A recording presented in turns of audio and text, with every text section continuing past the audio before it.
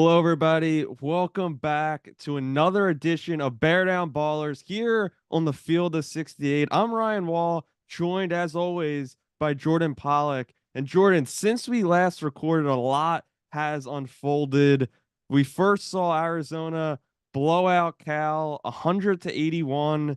Then they lost just a couple days ago to Stanford 100 to 82. So kind of the reverse. And then as we're Mhm. recording this last night, which was Thursday night, Arizona blew the doors off of Colorado, beat them 97-50. We'll get into that one a little later. But Jordan, I wanted to start last week and in that game versus Stanford, Arizona just to me came out of the gates. They just didn't show any energy. No, they weren't aggressive. And before we know it, it seemed like they were down double digits. And I just, I think there isn't enough of an emphasis by the coaching staff on just starting games in a big way because we've seen this countless times of this happening. What do you think of this loss versus Stanford? And what do you think the problem is when they're on the road? Yeah, I would say Arizona's kind of known to just be able to outrun teams, especially teams that don't have the talent that they do. And I think the game against Stanford and Palo Alto was just kind of a team that you face that's shooting the ball well.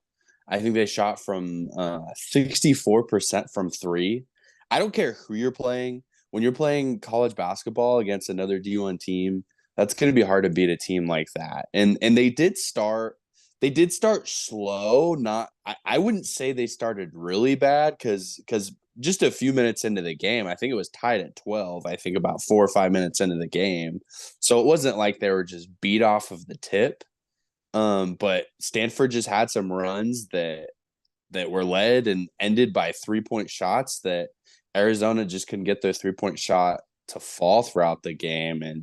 And they did give up I would say they gave up a decent amount of uncontested threes. And that's 100%. that's gonna be hard to beat teams like that. But I don't feel like it was as big of a bad defensive game as people like to say.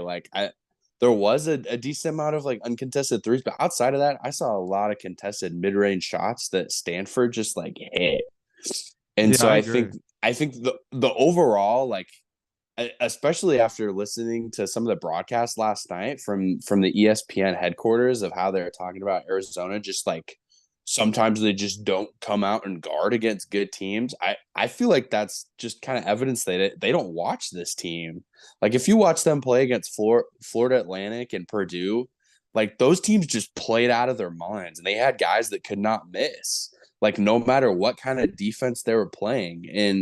And I think it just kind of shows of how little basketball I think some of these main guys out of ESPN watch of Arizona. This team is really good defensively, and I think last night one of the few national televised games we saw when they played against Colorado, which Colorado we'll get into them in a little bit and how they were kind of depleted with some of their best players, but Arizona came from the tip and was defending really, really well, had a lot of good ball pressure, and Colorado just missed a lot of shots, and Stanford made a lot of shots, and FAU made a lot of shots, and I feel like that's kind of just the way they play, and that's kind of where the chips are left on the table is if you're gonna make contested shots, you're gonna have a chance to beat Arizona, and I feel like that's a great spot for Arizona to be in. Yeah, I agree with that, Jordan, that a couple of these games were historic nights for the opposing team. I Yes, 100% agree. This game, as you mentioned, over 60% from three, 16 made three-pointers. Spencer Jones, he had five threes. Carlisle had six threes. So those two over 10 together, and that's a major problem. But to me, you can't always just like when another team's having a career night, you can't just be like, oh, they hit 15 threes. They were 60% from the 3-point line and they beat us that night definitely. because of that, ability. You have to be able to combat that and be able to say, yeah, they had a career night, made 16 threes, but we, beat them in other ways inside the paint. We, assisted on a lot of buckets, but that's not the case because obviously if a team hits over 60% of threes in Arizona, 26%, which I've been harping on this throughout the season. This team does have capable 3-point shooters, Arizona does, but they don't have enough guys that put elite performances out there night in and night out. Because in this game alone, the three starting guards for Arizona, Boswell, Pelle Larson, and Caleb Love, finished 2 for 15 from three. If those three guys, Mm-hmm. you're getting little production. Obviously, Love did have 23 points in this game versus Stanford, but Boswell and Larson, 11 total. We've talked about them. They've been great in some games, but others, when they're more passive, it's hard for Arizona to win because Boswell, Larson, those guys are key ingredients in Arizona to get the job done. And I just was really disappointed in the way Arizona played in this game. And another thing, Jordan, is a lot of people want to say that Arizona at this point, obviously they've played one game since, but at this point, Arizona lost 3 of 5 games. And, when they were undefeated 2 weeks ago, that's no more. I get that, and I get the competition they've played. They've played Purdue, who's #1 in the country, and Florida Atlantic, a Final Four team from a year ago. But my point, Jordan, is that it matters who you play, but just scheduling the tough opponents is not enough. You have to schedule those Mm. tough opponents and you have to win games because obviously we've mentioned Arizona won more of those big games, those out of conference games this year than lost. But still, to me, that's a loser mentality, and that's not the mentality that I don't think Arizona has. But I'm just saying I've heard some talk about is that, 2 of the losses were to top 15 teams. That doesn't make any sense to me. Yeah, definitely. And I specifically am just looking at the sample size that we have. Of the sample sizes of the 3 losses that Arizona has, the national media sees those games and sees, oh, these teams shot the ball insane. That means Arizona probably just didn't play defense. But I'm saying I'm looking at the full box score of both teams, and I'm saying, hey, they shot really well actually. And Arizona actually only had 2 guys that even really showed up out of the entire roster. Like the Stanford game, Caleb Love had a solid game, and like we said in the FAU game, the entire Arizona team did not play well, but Caleb Love kind of did show up in the last few minutes to kind of give Arizona somewhat of an inkling of pulling off a win in the last few minutes of regulation and double OT. And just the sample size we have, I'm in a place where I'm not panicking because I see Arizona, they have to have a bad game, and the other team has to have they have to have multiple guys that go off for career nights.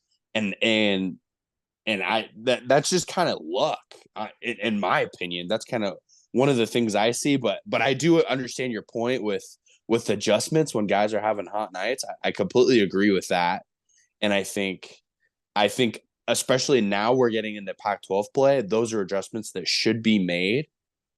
But like if you're playing a team like Purdue, what are you gonna do? Are you gonna have guys not double Zach Edey, like to No, go off no, guys 100%. that are having career shooting nights? But in Pac-12 play, I completely agree. I think this is going to be the big stretch where we're going to see whether Tommy Lloyd's going to make his money, and whether some of the Pac-12 teams that are getting really hot right now, like ASU's #1 right now in the Pac-12, 3-0 in play, and we'll see what some of those matchups will bring, and especially going into this weekend. Yeah, and also it is encouraging that even Arizona on an off night, they shooting the ball under 30% from three against Stanford and 43% from the field. Not good like we talked about. But Jordan, if you're still scoring over 80 points on an off night, that is encouraging. That's great to see. It's just in that first half on the road, 35 points is not going to cut it. And yeah, it seemed Mm-hmm. like every time Arizona was getting this game within a distance, a striking distance, they were getting it, to 12 to 10, trying to get it under 10. It seemed like every time Stanford was just hitting that big shot, that big three. And that night that Stanford had their number.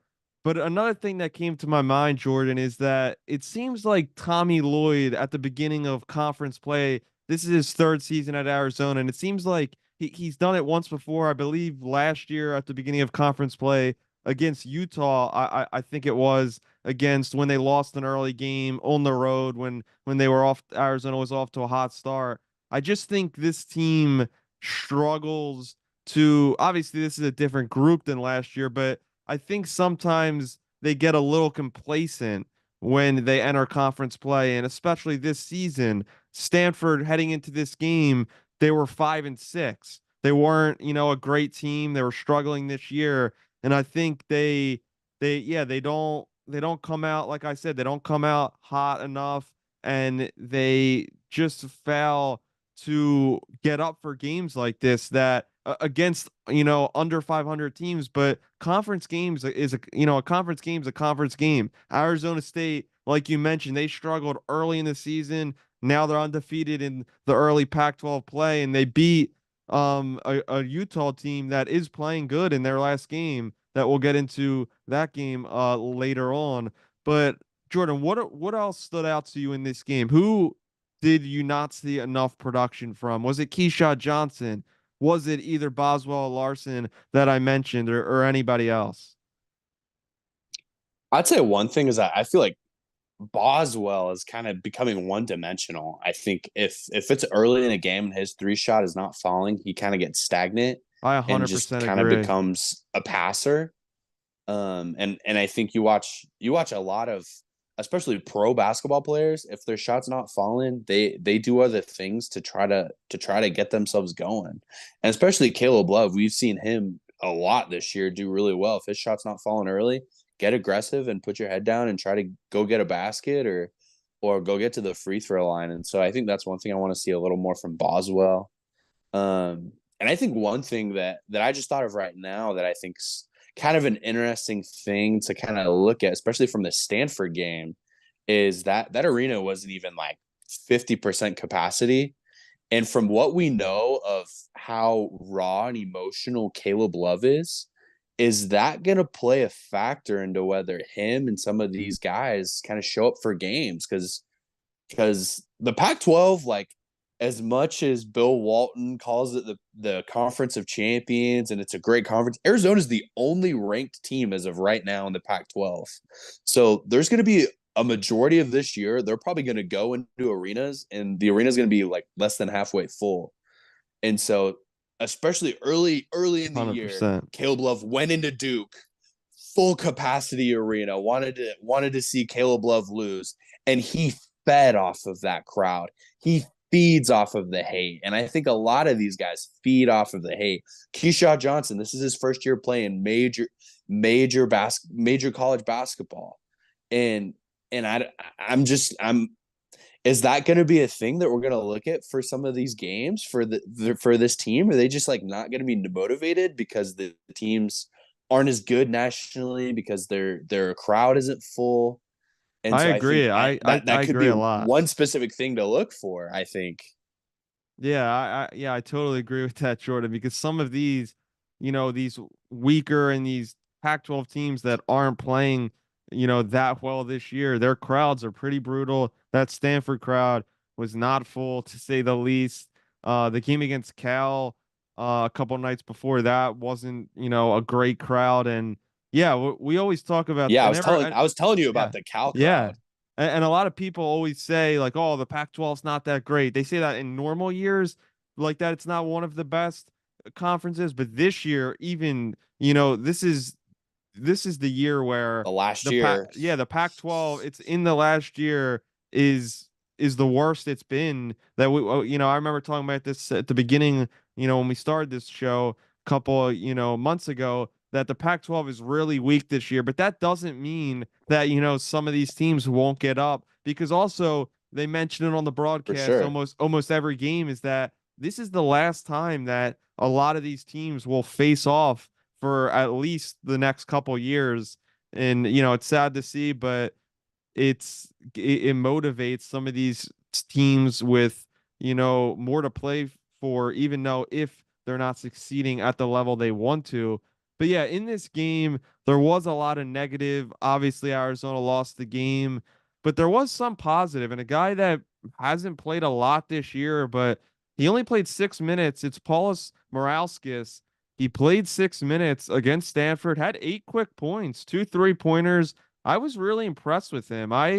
Think I think he should get more run during the season. And Tommy Lloyd said he after the game that he deserves it. He's earned his minutes. Same with Philip Bervician. He's played a little bit here and there. And I think playing one of those two guys on the wing, Bervician or Morauskas, I think that could be a little bit of an X factor, because off the bench most nights there's three guys that get most of the minutes. It's Krivas, it's KJ Lewis, and it's Jaden Bradley. And I love Jaden Bradley. He provides tremendous amounts of energy. He's one of the fastest players I've seen, this season in college Agreed. basketball. And and then KJ provides that toughness off the bench. But to me, if you have a guy like Morauskas that can provide that size and a guy who can knock down a three, I think I think that could be an X factor for this team. As you guys know by now, we've partnered with BetMGM Sportsbook for this college basketball season. We're going to be using BetMGM lines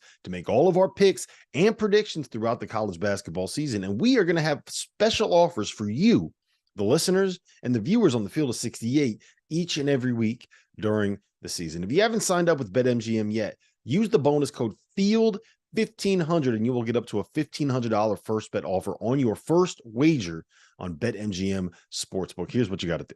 Download the BetMGM app. Sign up using the bonus code FIELD1500. Deposit at least $10 and place your first wager on any game. You will receive up to $1,500 in bonus bets if that bet loses. Just make sure you use the bonus code FIELD1500 when you sign up.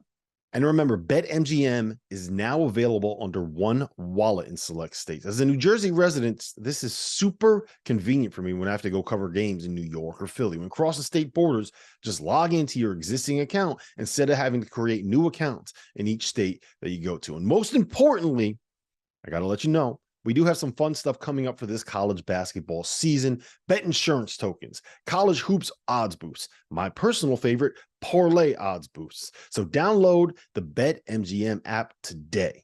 Yeah, I completely agree. I think the big question that comes from that though is who do you take minutes from?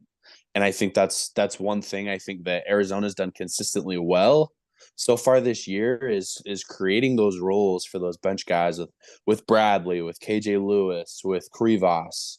And now it's gonna come down to the points of are you okay like taking some minutes away from KJ Lewis and Bradley and I think even maybe even Krivas Pella. in that case if those guys.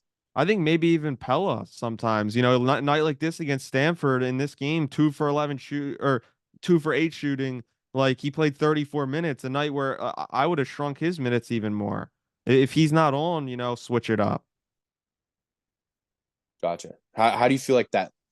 Do you feel like that's gonna, I don't know, I take just think away some of the trust that Tommy Lloyd's gonna have in these starters if they're starting to take away minutes from especially Pelle Larson, dude, that's given so much to this program and has been so, especially this year, has been the glue guy. We've talked about him being the glue guy.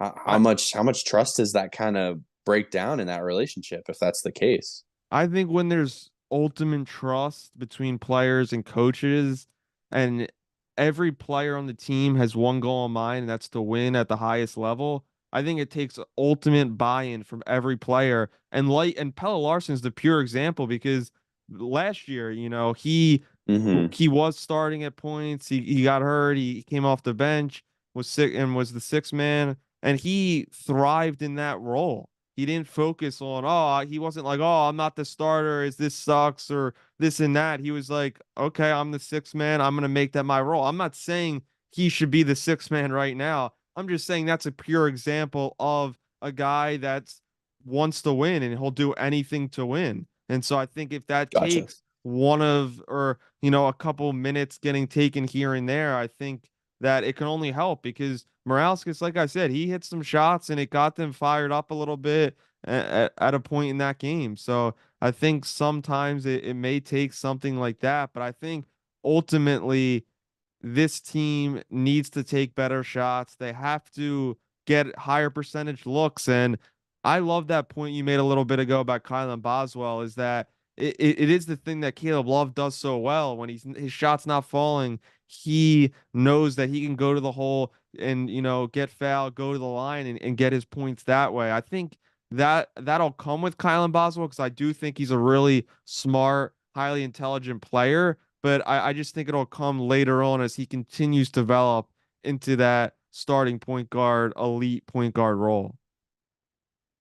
Yeah, completely agree. And as they like to bring up in almost every broadcast, he's not even 19, right? He's Crazy, young.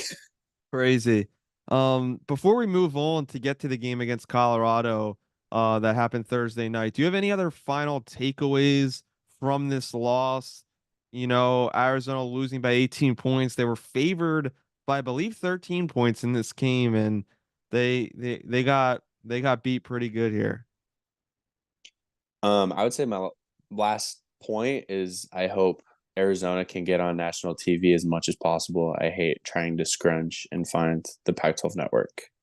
I totally agree, and it's great that it seems like last 3 weeks they're on national TV a lot of times. So Yeah, that's great to see. They were on the Pac-12 against Cal, and that does happen when they play these lower level teams. And we'll get into the game against Utah that's happening as we're recording this tomorrow night. That's on the Pac-12 network, so won't be a ton of eyeballs on that, but. Jordan, I wanted to move on and talk about Arizona's big 47-point win Thursday night against Colorado. They returned home to Tucson, and as I mentioned before, Colorado was missing two of their stars, Tristan Da Silva, Cody Williams, who's a star freshman for them. So this was the game when I looked at the conference schedule, this was the game against Colorado that I pinpointed and was like, that's the first great game of the conference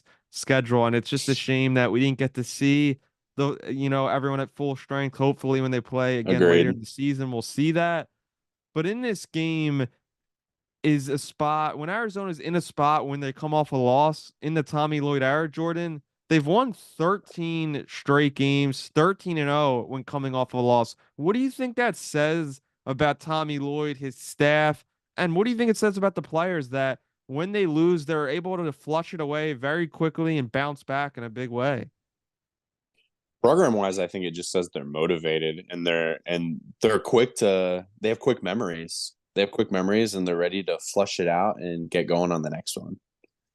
Yeah, I totally agree. And it's great to see that because it does suck that Arizona did lose 3 or 5 games, but it seems like now Arizona, it just seems like every time. That's why this season, just as a whole, is so weird to me, Jordan, because the start of the year, like you mentioned, they beat Duke, they beat Michigan State, they beat Wisconsin, and they had a couple great wins, and then they lose a couple against top teams, and then they just. They lose by 18 to Stanford, then they win by 47. I know the injuries, but the highs and lows are just crazy. And this game was one of the best shooting nights to me of the season for Arizona. Mm-hmm. 56% from the field, 55% from deep, 11 3-pointers made. And Kylan Boswell, we talked about if he's hot, he's hot. If he's not, he's not going to hit anything, it seems like. In this game, he was hot early, 4 threes, 14 points, 4 assists, 3 steals.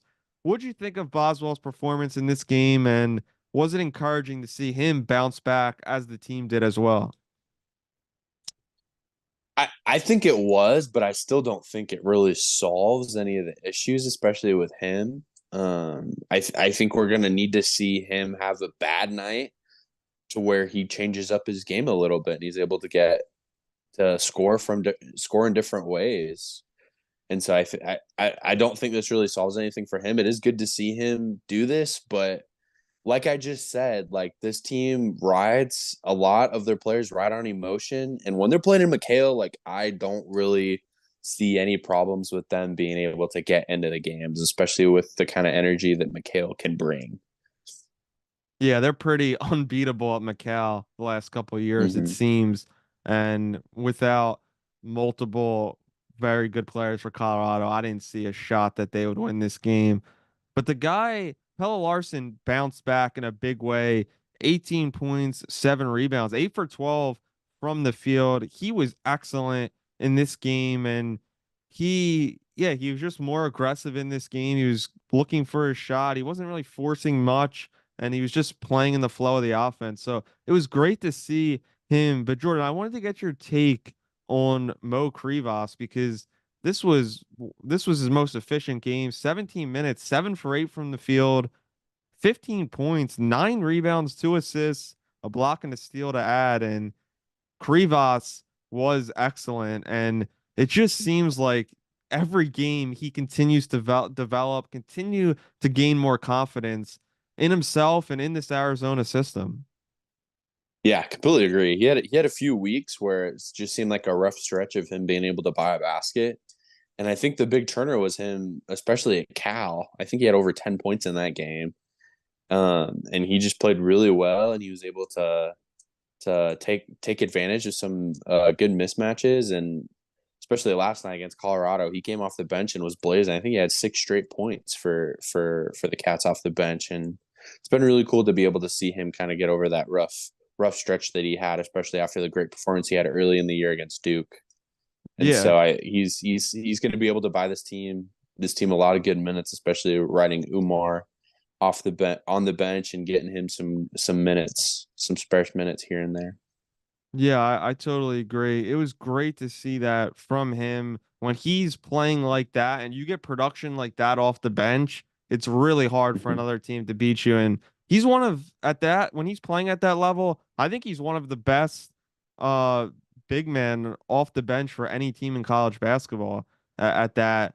But another thing, just to kind of on one of my last points about this Colorado game is when you have Boswell, Larson, and Love playing at this level and this elite level, they were 7 for 13 from deep. When you have them playing like that, and they both had 14 plus, Boswell 14, Larson, as we mentioned, 18, and Love 16 right in the middle there, it's really hard that any team can beat you because those three guys, when they're on, I've said it from the beginning of the year and I'll stand by it. They're three of the best guards in the country. And it seems like Arizona, I've said this for a while, but they have to do a better job of playing when they're not in Tucson. They have to do a better job on the road because, like you said, when they're at home, we don't have worries. We know what they're gonna be. We know how they're gonna look. It's just when they get away. But Jordan, do you have any final thoughts on this Colorado game? Because there, to me, just in general, there wasn't a lot to take away. This game seemed like it was over before you even knew it, like a couple minutes into the game. Yeah, I agree. I think one of the things that I heard that kind of surprised me, I guess kind of not really because Colorado isn't really known for the basketball team, but 59 years the last time Colorado won a game in McHale, or yeah, McHale is definitely built in the last Yeah, 60 I years. saw that. Yeah. And Saw so, that. especially moving to the Big 12, like I'm kind of curious to see at one point they can break that streak. But yeah, it's kind of hard to look through this game without two of Colorado's best players even playing. Yeah, well, let's move on. Before we go, let's talk about the game that's going to take place tomorrow night. It's at 6 p.m. in Tucson, 8 p.m. on the East Coast. As we mentioned before, it's sadly on the Pac-12 network again. It's Utah that's 11-3. They're coming off of a loss against Arizona State, taking on Mhm. Arizona, who's also 11-3. They're led by Brandon Carlson. He's a really talented center, averaging 18 Mhm. and a half points, 6.5 rebounds, and shooting it 39% from deep. One of the better shooting big men in the country for sure. They're averaging a little over 80 points this year, and it seems like Utah they lost to Houston and they lost to Arizona State as I mentioned. It seems like I don't think they're that great. It seems like they just beat up on a bunch of teams that aren't that good. Yeah. Utah's always tricky. Like especially last year, you're talking about earlier. Utah was we got upset when we went to Utah. I think our first road trip of the year, and we got blown out in that game from what I remember. But I remember I actually went to the Utah game last year that was home, and we blew them out. I think by like 25. Carlson's good. Carlson's really good. He's improved pretty much every single year. Added a point or two to his points per game spread every single year he's played. I think he's down a rebound compared to last year. Good player. Not really the focal point of what Utah does. He's just like good enough to kind of break through a lot of the box scores and help out where he's there. But I don't really see a lot of wiggle room for Utah to, especially in McHale with how well this team plays at home and the energy the team rides on. I don't see Utah Yeah. winning tomorrow. Yeah, I agree. Arizona's won 11 straight against Utah at the McCall Center. The last time they lost to Utah at McCall was in December 6th of 1986. So it's been a long time that Utah has beat Arizona there. They're a below average shooting team. Utah is 38%. They're decent. I just don't think they have enough. I don't think they have enough. I don't think their guards are that great, and I think Arizona will be able to exploit that. I think Utah is gonna lose this game. I think Arizona is gonna win. I'm gonna guess by 12 points in this game. I think Arizona is gonna stack another win on the board and start their conference season 2-1 and kind of bounce back from that brutal loss against Stanford. What do you think is gonna happen here, Jordan? Yeah, I agree. I'd put the total right around double digits, probably right around 10 or 11 myself. But I don't think the score will really be reminiscent of the game in a sense. Both teams will have runs, but I don't think Utah ever gets it within five after the first 10 minutes. Yeah, well, I want to thank everybody for tuning in, for watching, viewing, liking, and subscribing. This has been Bear Down Ballers. You can follow us on X at Bear Down AZ Pod. Follow the Field to 68. And next week, Arizona actually has a full week off. They don't play until January 13th at Washington State. So only one game next week, and we'll have a pod before that game. So thank you.